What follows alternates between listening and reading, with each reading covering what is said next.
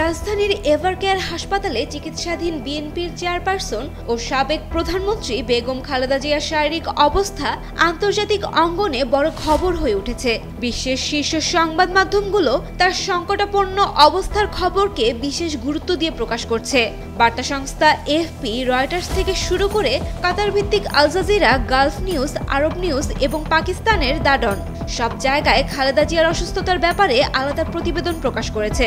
পাশাপাশি ভারতের Times of India, the Hindu ও হিন্দুস্তান টাইমসও বিষয়টিকে গুরুত্ব সহ তুলে ধরেছে। এএফপি জানিয়েছে, ৮০ বছর বয়সী খালেদা জিয়া ২৩ নভেম্বর ফুসফুস সংক্রমণের উপসর্গ নিয়ে হাসপাতালে ভর্তি হওয়ার পর থেকেই নিবিড় পরিচর্যায় রয়েছেন। বিএনপির ভাইস চেয়ারম্যান আহমেদ আজম খানকে উদ্ধৃত করে সংস্থাটি আরও জানায়, তার অবস্থা বর্তমানে অত্যন্ত সংকটাপন্ন এবং চিকিৎসকরা প্রতি মুহূর্তে তার শারীরিক পরিস্থিতি নজরদারি করছেন।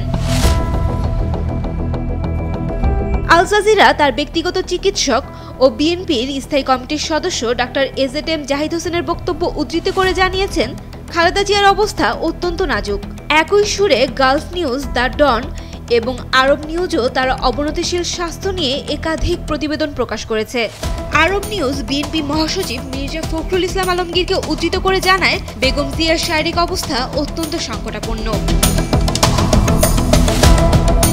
ভারতের এনডিটিভি তাদের প্রতিবেদনের শিরোনাম দিয়েছে, বাংলাদেশের সাবেক প্রধানমন্ত্রী সংকটাপন্ন অবস্থায় হাসপাতালে ভর্তি। ভারতের আরও কয়েকটি প্রধান গণমাধ্যমও বিষয়টি গুরুত্ব সহকারে প্রকাশ করেছে।